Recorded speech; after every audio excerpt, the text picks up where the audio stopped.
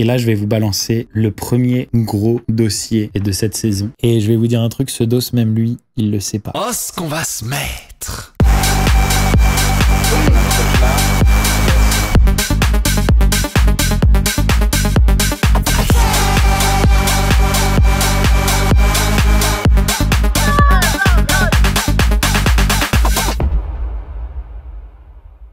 Salut les amis, comment ça va? On fait tous les débriefs chaque jour, vous me posez toutes vos questions et on débriefe l'épisode. Bon, ça y est, je peux enfin dire, par rapport à toutes les personnes qui sont dans le truc, comment je trouve les gens. Julie Ritchie, je la trouve jolie. Montaigne, je la trouve vraiment très belle, vraiment très belle. Anaïs Camizuli, pas mon style physiquement. Héloïse, pas du tout mon style physiquement. Si vous voulez, je fais un débrief sur chaque candidat et je vous dis tout ce que j'en pense. Alors là, on commence. Pourquoi n'aimes-tu pas Julien et Manon? Je les aime bien, hein, Julien et Manon. Mais dans l'épisode, on a peut-être l'impression que je les aime pas parce que je m'en méfie. En fait, je m'en méfie parce que directement, tac, ça commence à faire à essayer de créer des alliances devant tout le monde. Le premier jour, je vois ce qu'ils font et directement, tac, moi je réagis. Voilà, instantanément. Maïsan dans les 50, c'était pareil que dans la bataille.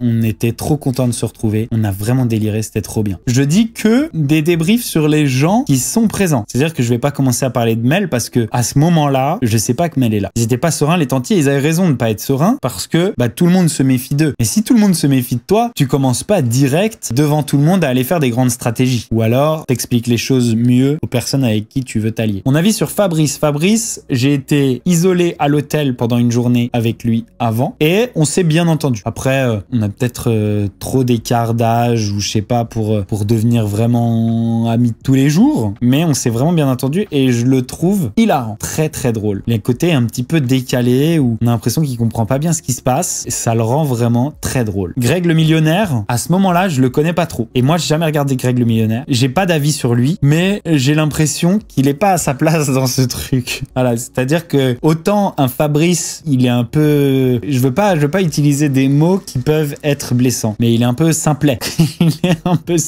Et du coup, son grand âge ne l'isole pas. Fred, elle a aussi pareil un caractère complètement haut en couleur qui ne l'isole pas. Elle aime bien traîner avec tout le monde, rigoler avec les jeunes de manière naturelle. Fred, elle rentre dans les histoires, elle a toujours son avis à donner, etc. Mais Greg le millionnaire, non en fait. Greg le millionnaire, on se demande ce qu'il fait là. On se dit mais il a pas envie de rentrer dans toutes ces histoires, il s'en fout Greg, il s'en fout. Et à ce moment-là, moi, Greg, je me dis qu'est-ce qu'il fout là? Genre il a l'air comment il va s'intégrer? En fait, c'est ça que je me suis dit comment il va s'intégrer? Pourquoi méfiant des Marseillais? Il faut être méfiant des Marseillais. Directement, ils arrivent, ils sont deux couples. Ça en impose. Et puis en plus, ils ont beaucoup d'amis qui sont là. Donc, il faut s'en méfier. Anto, je passe un jour en isolement avec lui aussi. Anto, directement, en fait, on était hyper complices. On s'est vraiment tapé des énormes barres. Et du coup, on arrive, on sait qu'on est un peu alliés, quoi. Coup de cœur amical, vraiment, avec Anto. Et en plus de ça, Anto, moi, je l'avais déjà vu une fois au Luxembourg pendant un anniversaire, il y a quelques années. Et pareil, on avait passé une soirée ensemble et on avait direct énormément rigolé. On s'entend hyper bien, on a une vibe qui fonctionne. Et du coup, avec Anto, direct, on est arrivé, on était alliés, quoi. Jamel et Kamel, à ce moment-là, je n'ai aucun avis sur eux parce que je les connais pas du tout. Et du coup, je peux pas vraiment donner mon avis. Je vais pas spoiler grand-chose en disant ça, mais je me suis jamais rapproché de Kamel. Je sais pas pourquoi. Il a l'air gentil, etc. Par contre, Jamel, on est devenus potes communs. On est resté en contact et on s'entend très bien. Énorme casting. Je le trouve trop bien. Je vais pas spoiler des trucs, ok? Donc là, pour l'instant, je dis que mon avis sur les gens que je vois, ok? Stéphanie Clairbois, je la connais pas. Je la connais de vue. Je crois que je l'ai déjà DM par le passé, il y a longtemps. Et en vrai, moins à mon goût que je croyais sur les réseaux. À ce moment-là, je me dis non, Stéphanie Clairbois, ça sera pas trop attrayant. Montaigne, je la connais pas. Je l'ai DM par le passé et elle m'a mis un vu. Je sais pas pourquoi. Je voudrais comprendre à ce moment-là, mais en la voyant en vrai, hyper belle. Genre hyper belle, des trop beaux yeux. Je regrette qu'elle se soit fait tatouer des sourcils. Apparemment, j'ai su plus tard qu'elle fait tatouer des sourcils parce qu'elle a les sourcils blonds et que du coup on a l'impression qu'elle en a pas. Je regrette. J'espère que le tatouage peut partir parce que j'aimerais bien l'avoir sans ses sourcils tatoués. Giovanni, j'ai passé une journée et honnêtement, Giovanni, il a été gentil avec moi. Et pourtant, j'ai pas toujours toujours été tendre le concernant. Je serai jamais fort ami avec ce gars. On n'est pas pareil et sa personnalité, ses centres d'intérêt, ses goûts, son style, ça va pas avec moi en fait. Je l'apprécierai vraiment jamais. Mais pendant l'isolement, il a été gentil. Ok. Ce qui est trop marrant et un petit débrief que je peux vous dire, c'est que moi quand je l'ai vu devant lui, hein, je lui serre la main, je lui dis bonjour et je fais oh non, pas lui. Ils vont encore nous casser les bonbons avec Cassandra, ça va être insupportable. Et là il a dit non, je te promets, ce coup-là, genre vraiment, maintenant, il n'y a plus rien et on va se voir et tout, mais ça va être détente, on est vraiment passé à autre chose. Vous avez vu l'épisode, j'arrive et bam, ça se rentre dedans.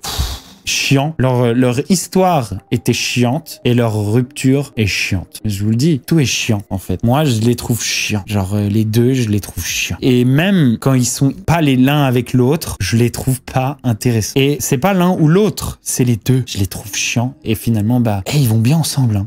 Je veux dire, vraiment, on n'a pas envie, ayant vu leur histoire dans 50 télés déjà et sur leur réseau, on n'a pas envie que cette aventure des 50, elle commence dès l'entrée par une embrouille qu'on a déjà vu 1 million de fois, quoi. Genre, relou. Voilà. Vous êtes lisse. En fait, même vos physiques sont lisses. Et je veux pas me moquer du physique, mais même vos physiques sont lisses. Vous êtes, vous nous fatiguez. Voilà. T'as pas de compassion. C'est jamais facile une rupture. Mais qu'ils aillent gérer ça ailleurs parce qu'ils l'ont déjà géré 1 million de fois à la télé. Flemme.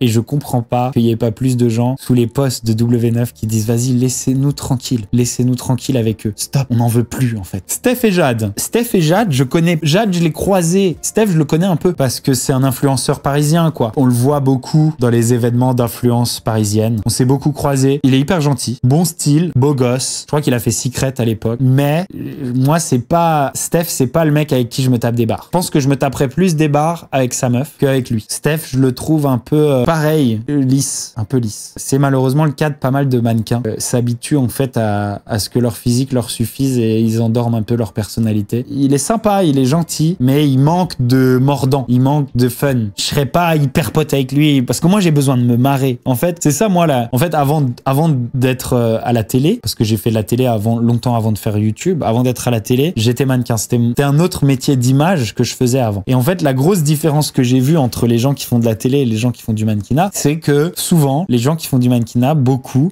ils ont l'habitude de un peu endormir leur esprit parce que en vrai, si ton esprit tu le laisses comme il est, t'as du mal à finir les journées. T'es obligé d'endormir ton esprit pour terminer tes journées, de l'enfer, à faire des pauses sans fin, à ne pas pouvoir parler, à t'en peux plus. La personne la plus drôle du tournage, c'est Mathias, 100%. Mathias. De toute façon, vous allez voir, mon groupe, ça va être Mathias, Maïsan, Anto. Pour moi, c'est les 3 personnes les plus drôles, les plus cool, les plus hautes en couleur, les plus tarées de cette saison. Et on s'est, voilà, je vous spoil pas trop en disant que on s'est hyper bien entendu. Alex, on était un petit peu distant pendant cette saison. Vous allez comprendre pourquoi. Je peux pas vous le dire maintenant, mais vous allez comprendre pourquoi. Alex et Naka. Donc Alex, c'est vraiment mon pote. C'est vraiment mon pote dans la vie. Ça veut dire Alex, je descends à Marseille, c'est la première personne que j'appelle, ok. Et on se marre. Il est trop cool. C'est pas pour rien que Alex, tout le monde l'aime. Genre moi, vous savez que j'ai fait peut-être 5 bookings dans ma vie. Et sur ces 5 bookings, en vrai, j'ai besoin toujours d'avoir quelqu'un avec moi. Je ne peux pas faire un booking tout seul. Genre c'est mon enfer. Et les 2 personnes que je peux avoir avec moi en booking, c'est Mathias et Alex. Parce que c'est des ambianceurs niques. C'est des gens, quand il s'agit de faire n'importe quoi, ils sont toujours là. Et donc vraiment Alex,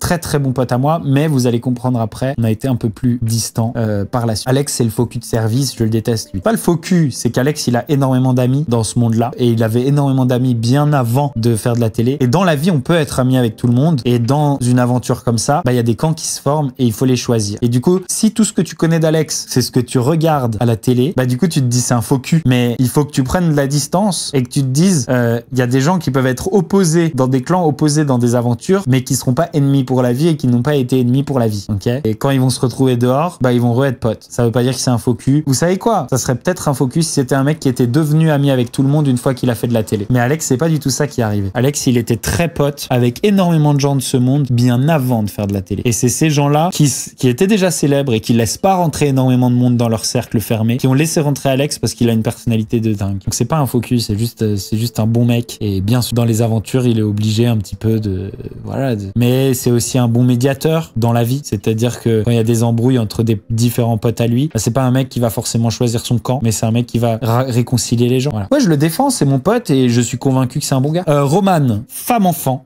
Roman, femme-enfant, assez insupportable à souffrir, je pense, si c'est ton ex. Assez insupportable à fréquenter dans la vie de tous les jours si t'es ami avec son ex. Roman, femme-enfant, ça se voit direct. Peut-être pas si bête, mais en tout cas, vraie femme-enfant, c'est dur, hein, c'est dur. Jennifer, vraiment bizarre, dans un monde parallèle. Genre, assez difficile à cerner, quoi. Je crois, on dirait qu'elle s'est grillée le cerveau avec des substances ou je sais pas, mais en tout cas, waouh. Dès que tu la vois, en fait, tu vois que sa manière d'évoluer en société, de parler aux gens, tu te dis, wow, elle est perchée. Elle est vraiment perchée. Elle a dû faire un trip à l'ayahuasca au Mexique il y a 10 ans et elle est jamais revenue. Faut retourner voir le chaman. Cassandra et Roman, les mêmes, insupportables. Pas du tout. Alors vraiment, rien à voir. Roman, c'est marrant. Voilà. Genre, quand même, j'aime bien. Genre, difficile à supporter dans certains cas, mais j'aime bien. C'est quand même marrant. J'ai l'impression de rigoler avec un enfant. J'aime bien. Cassandra, c'est chiant. C'est juste chiant. Après, pour sa défense, j'ai jamais fait une aventure avec Roman. J'ai déjà fait une aventure avec Cassandra. Peut-être, on le verra par la suite, peut-être qu'après une aventure entière avec Roman, j'aurais changé d'avis. Julie Ritchie, en rentrant, je la vois juste physiquement. Je la connais pas du tout. Par contre, Julie Ritchie m'a bloqué. Et elle m'a bloqué il y a très longtemps. Et là, on est sur un beau dossier que je vais vous dire. En fait, Julie Ritchie, il y a 6 ans, quand je sortais de Secret, je me suis moqué parce que elle faisait des placements de produits en salle d'accouchement. La meuf, elle était là sur son lit d'accouchement en train de faire des placements de produits.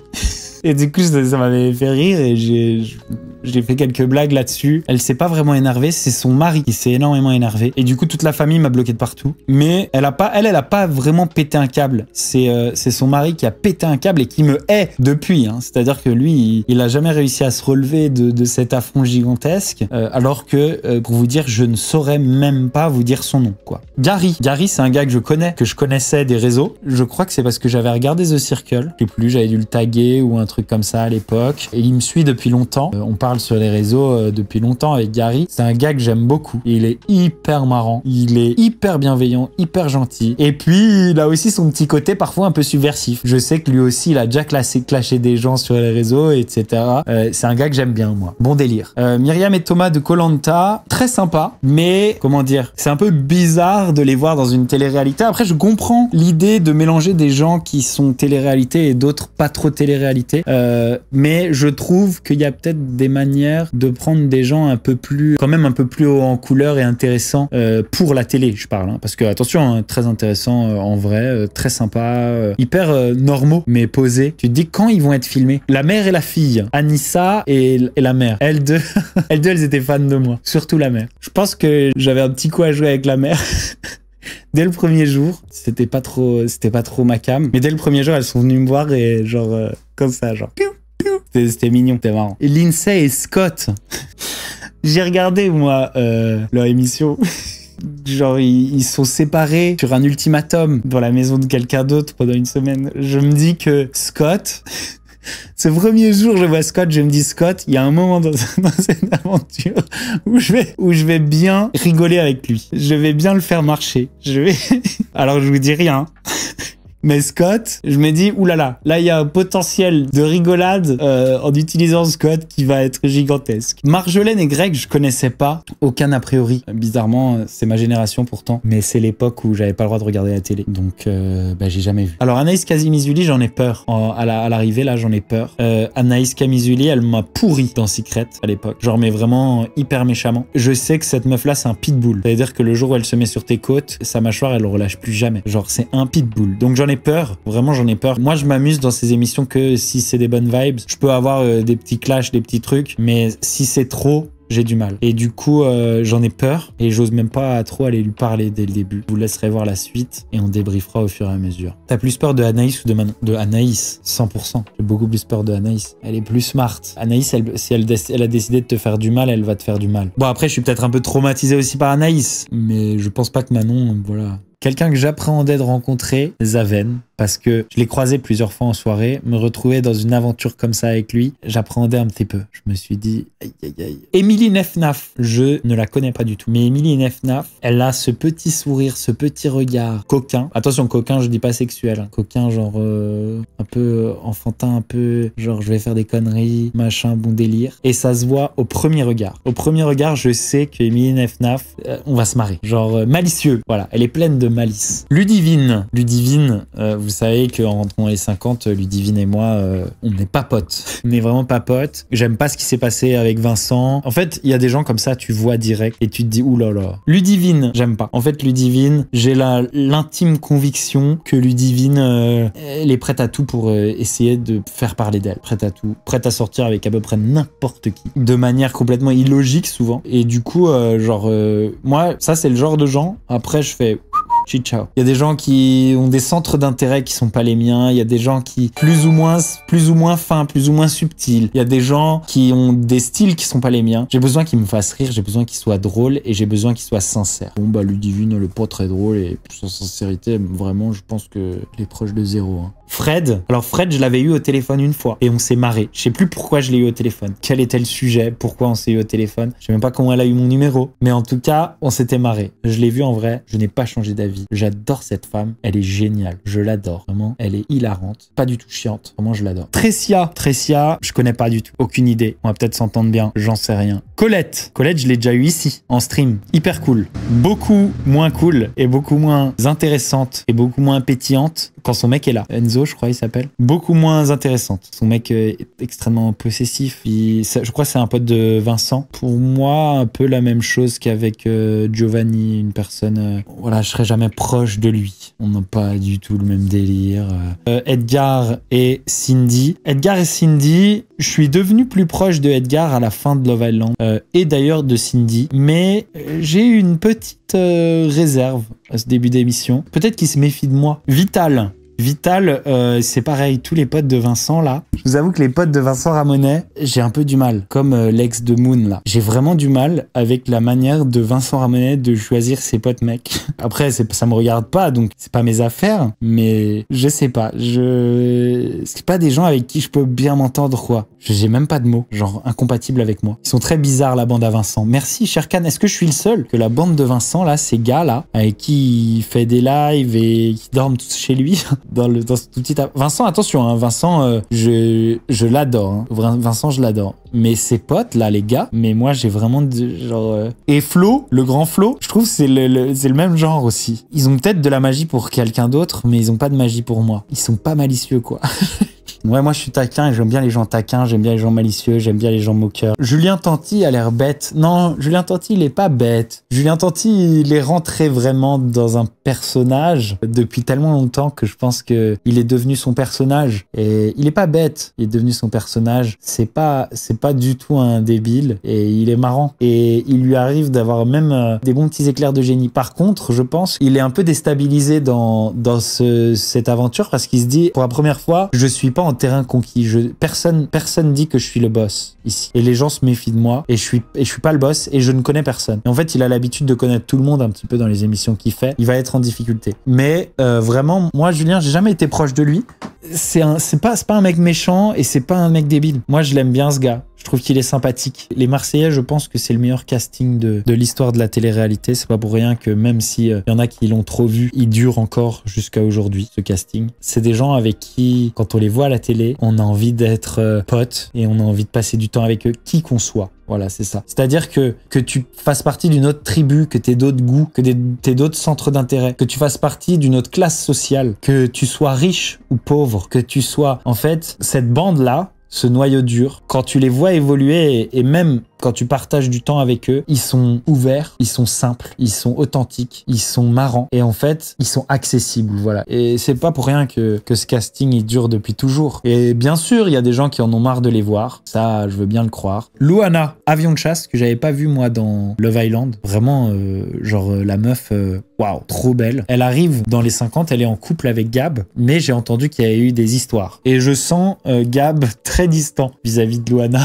Voilà, donc je me dis que je vais peut-être la draguer.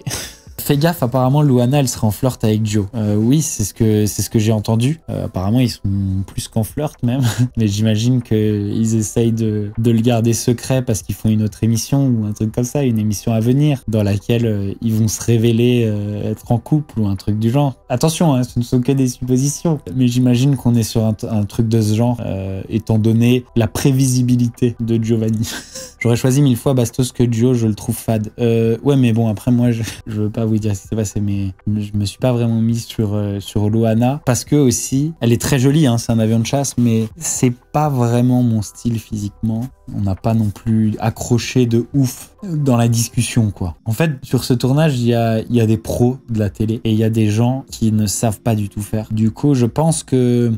Comment dire? En fait, l'année dernière, j'avais fait un commentaire. Voilà, je vais revenir sur mes propos. L'année dernière, j'avais fait un commentaire sur la saison des 50 en disant ouais, les 50, si c'était pour prendre 50 personnes et nous montrer que les 17 Marseillais restent du monde, ça servait à rien. Il y avait qu'à en prendre 17. Je reviens sur cette déclaration. En fait, la plupart des gens, en tout cas là, c'est cette saison, voilà, ils sont pas intéressants pour des caméras, quoi. Pour faire de la télé, là aujourd'hui, il y avait une meuf qui m'a envoyé un message. Elle me disait est-ce que tu peux me faire de la télé-réalité? Je lui ai dit moi, je peux faire de la télé-réalité à des gens, ok? Je l'ai annoncé hier. J'ai un concept qui arrive comme ça. Je peux faire de la télé-réalité à des gens parce que j'ai les contacts. Si la personne a pas une personnalité en haute en couleur, a pas cette espèce de malice, a pas de magie en lui ou elle, qui fait d'ailleurs que moi, genre, j'aime bien ces gens-là et je suis attiré par ces gens-là, et ben ils peuvent pas réussir en télé. Ils peuvent pas. Ils vont juste s'asseoir sur un canapé et jouer au loup-garou sans les caméras, quoi. Voilà. Et c'est pas donné à tout le monde d'avoir ce truc naturel en lui ou en elle. Et je pense que vous allez découvrir des choses dans les 50. J'ai découvert qu'il y en a. Ils pouvaient par exemple être bien dans Love Island et là, ça va pas du tout, quoi. Tu penses quoi du couple Cass-Simon? Simon Castaldi? Castaldi? Je pense que Simon va se faire chier. Il va bien s'amuser physiquement pendant un moment. Il va bagatler de manière lapinesque. Mais je pense qu'il va s'emmerder au bout d'un moment. Simon, c'est quand même un gars marrant et qui a un peu cette espèce de malice. Après, c'est un gars hyper premier degré aussi et voilà, un peu bébête dans certains domaines. Mais il a cette malice, il est quand même marrant et je pense qu'il va se lasser d'elle très très vite. Cindy et Edgar, ce tournage n'était pas top pour eux. Vous verrez. Honnêtement, je pense que Cindy et Edgar, ils pouvaient exister dans Love Island, mais je suis pas sûr qu'ils soient faits pour la télé-réalité. Nicolas, c'est le ch'ti avec les yeux bleus. Pas mon type d'amis non plus. Pas méchant, mais pas mon type d'amis non plus. Un peu perché, genre un peu dans un autre monde, un peu rêveur. Mais on a bien discuté quand même, mais je le trouve pas très haut en couleur, quoi, très ambianceur. Maïsan, hyper content de retrouver Maïsan sur ce tournage. Vous allez voir que on est resté tout le temps ensemble. Super meuf, j'adore Maïsan. Maïsan, je l'aime, voilà. Une personne vraiment cultivée dans le casting des 50. Je pense que peut-être Nico est assez cultivé. Je sais pas pourquoi, mais j'ai cette idée dans la tête. Je me méfierais de lui dans un truc de culture générale. Anthony Matteo est-il vraiment beauf? J'aime pas trop ça, beauf, parce que beauf, ça veut dire quoi? Et puis, je veux dire, on est tous le beauf de quelqu'un. Moi, en tout cas, Anthony Matteo, je le trouve hilarant, je l'adore, je l'aime beaucoup. Un gentil, un marrant, un taquin, un malicieux. Tu vas faire une vidéo avec Anthony, j'adorerais faire une vidéo avec Anthony. Si Anthony est dans le coin à un moment à Paris, il est bien sûr le bienvenu. J'ai l'impression que ce qui l'intéresse, lui, énormément, c'est de faire des vidéos avec les actrices porno avec lesquelles j'ai fait ma dernière vidéo. Qui aurais-tu voulu voir dans cette saison? J'aurais bien voulu voir Belle, j'aurais bien voulu voir Mel, et à ce moment-là, je sais pas qu'elle est là. J'aurais bien voulu voir Vivi. Ouais, mes ex, c'est cool, ça ajoute un peu de piment. Je comprends pas pourquoi Mathias Lamari a tant tardé à revenir en télé, ce mec est fait pour ça. Merci. Moi non plus, je comprends pas. Mathias, il est fait pour ça. Et je comprends pas pourquoi Mathias a été écarté de la télé de cette manière. Alors, honnêtement, on n'a pas vu son potentiel dans Les Princes. Je sais pas pourquoi il a été étouffé. Peut-être que c'est de sa faute. C'est-à-dire qu'en fait, ce qu'il a fait dans Les Princes, il l'a fait énormément en off et il savait pas attendre les caméras. Là, ça y est, je pense qu'il a compris. Mathias, il est hilarant. Je l'adore. Un coup de cœur féminin dans l'aventure, je peux pas vous dire ça serait spoilé, mais je peux vous dire à l'heure actuelle, les meufs que je trouve belles, les meufs qui m'intéressent. C'est-à-dire, premier épisode, ok, premier épisode. On est comme ça, là, dans la cour du château. Et je regarde un peu autour de moi et je me dis, non, Bastos, les 50, c'est une aventure de tournoi, d'épreuve. Et on n'est pas du tout en train de chercher l'amour. Alors, ça suffit. Je fais un petit tour de terrain. Je trouve Montaigne hyper jolie. Je la connais pas. Faut que je parle avec elle. Julie Ritchie, petit air malicieux, elle aussi. Pas forcément genre mon style physiquement, mais des yeux perçants et un petit air malicieux que j'aime bien. Louana, mais qui est en couple avec Gab, mais que je trouve très jolie aussi. Perrine, que je trouve mignonne. Je me dis, voilà, on va voir. Mais dont je doute quand même de la forte personnalité. Je crois que c'est à peu près tout. Ouais, c'est tout. Et c'est dans cet ordre-là. Jade est très belle, mais Jade, elle a un couple solide avec Steph, mais elle est très très belle. Et en plus, je pense, plus marrante que lui. J'ai pas eu l'occasion de beaucoup la connaître. Je pense que si elle était pas en couple, elle serait un peu folle. Je me mouille un peu en disant ça. Donc ça, c'est un peu les choses qui sont envisageables. À ce moment-là, je suis vraiment sur Montaigne en numéro 1. Je vous dis pas que ça va pas changer par la suite. Ce sera à vous de le découvrir. Zaven. Je vois Zaven et je vous avoue, quand on dit je vois Zaven et je vous avoue, ça fait beaucoup de V. Je vois Zaven et je vous avoue, ça fait trop de V. On arrête cette phrase. Et là, je vais vous balancer le premier gros dossier de cette saison. Et je vais vous dire un truc, ce dos, même lui, il le sait pas. En fait, j'ai vu l'ex de Zaven, Sabrina, pendant un moment. On s'est vu, on s'est fréquenté de manière un petit peu secrète. Et j'ai bien peur que c'était un peu flou sur un moment où elle était plus avec, parce qu'à des moments ils étaient ensemble et du coup je me disais merde, j'espère qu'il le sait pas, enfin ça a rien à faire là dans cette aventure, donc j'en ai jamais parlé, genre même après je n'en ai pas parlé, j'ai rien dit, mais c'est vrai que je me disais bon bah j'espère qu'il sait pas, bon bah maintenant il risque de le savoir. C'est pas aller plus loin que ça, hein. On s'est fréquenté pendant quelques fois, on a fait des petites soirées, je l'aimais bien, elle est très créative, je trouve, elle avait des très bonnes idées. Et il y a quelques idées que j'ai eues sur YouTube, que j'ai eues un peu en discutant avec elle, en brainstormant avec elle. Du coup, je me disais, est-ce qu'il me déteste ou est-ce qu'il s'en fout? J'ai l'impression qu'il le savait pas. Donc, maintenant, il reste de le savoir. C'était il y a longtemps, t'as vu, la prescription, c'est bon. J'ai l'impression, et l'avenir nous le dira, qu'avec Zaven, on a un peu les mêmes goûts. Roman, pas ton style. Physiquement, dans un monde où je serais pas pote avec son ex, physiquement, je pourrais me laisser tenter par Roman. Je pourrais. Bon voilà, on n'aurait certainement pas une grande histoire d'amour, mais je pourrais me laisser tenter par une bagatelle. Ah oui, elle me saoulerait peut-être, mais un petit côté excitant quand même. Oui, bon, elle est un poil nunuche, mais un petit côté excitant. Voilà, fréquenter. Non, mais par contre, je le ferai jamais, étant donné que je suis pote avec Anto. Il ne reste plus qu'à m'embrouiller avec Anto pour le faire. Je suis très loyal avec mes potes. Je pense qu'on a fait le tour, les amis. Hein. Voilà, les amis, c'est tout pour ce petit débrief de l'épisode 1 des 50. On se donne rendez-vous pour les débriefs de l'épisode 2 très très rapidement sur Bastos TV. Si vous avez kiffé, vous mettez un petit pouce bleu, vous souscrivez à la chaîne, vous activez la petite cloche pour ne louper aucune de mes vidéos. Je vous fais des gros bisous et je vous dis à demain. Ciao. Ce qu'on va se mettre.